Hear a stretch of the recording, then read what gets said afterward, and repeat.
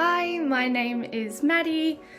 I am going to talk to you about Constructivism today.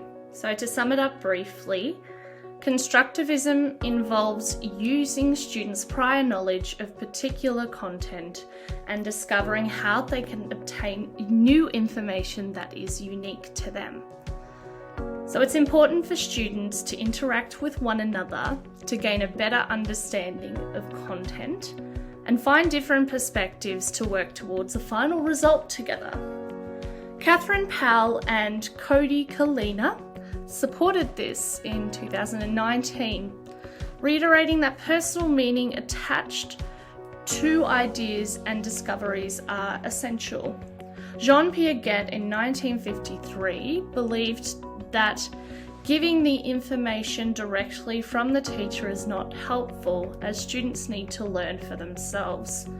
There is no point in learning just from the teacher when there are opportunities to go further and discover new information and new ways of thinking.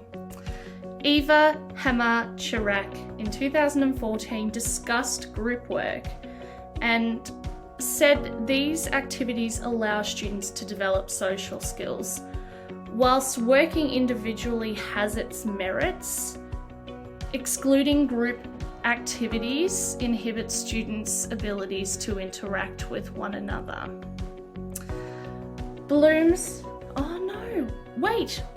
We're going to talk about teachers. Teachers must be knowledgeable and know how to implement a constructivist approach in the classroom. Powell and Kalina once again discussed it and stated the importance of teachers knowing the ins and outs of the classroom and also their own teaching methods. The content they impart to their students must include extendable understanding to provide it in a different format and not just giving the answer. They also mentioned scaffolding as being integral to students' ability to perform tasks, whilst also providing guidance on how they can apply their own experience and knowledge. Allowing chances for questions and discussions are necessary to have a constructivist approach.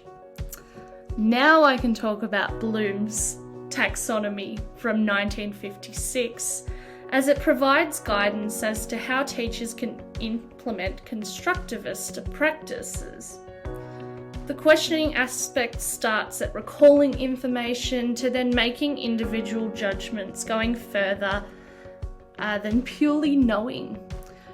Jean Calicotti in 1991 placed importance on addressing students' learning techniques to then create an environment that can cater to all needs. No one student will have the same opinion, which is why their variation should reflect the learning outcomes.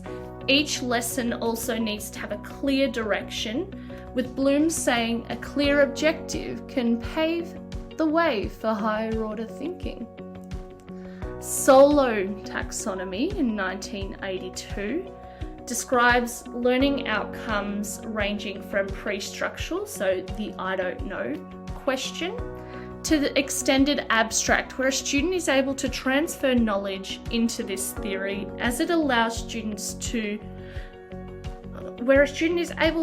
transfer knowledge into looking deeper and differently at them. Simon Trignano in 2013 sees the benefits of using this theory as it allows students to consider preconceived notions as well as giving teachers providing a way to learn differently.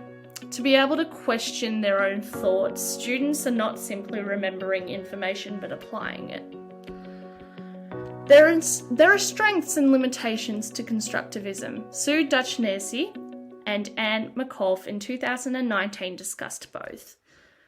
The strengths included students being at the focus. They provide a personal experience that is integral to the classroom, and they are able to question and work with peers without judgment. If a student is valued for what they can bring to the table, success can arise. Some of the limitations are based upon group activities taking time, and students requiring self-motivation. Some students may find it easy to contemplate ideas and make discoveries, whilst students that are not as confident will struggle. In order for constructivism to be successful in the classroom, a teacher must have the capabilities to implement it and students to be willing to receive it. So thank you. I hope you enjoyed my presentation, and I look forward to hearing other opinions about constructivism and learning about the other two. So thank you.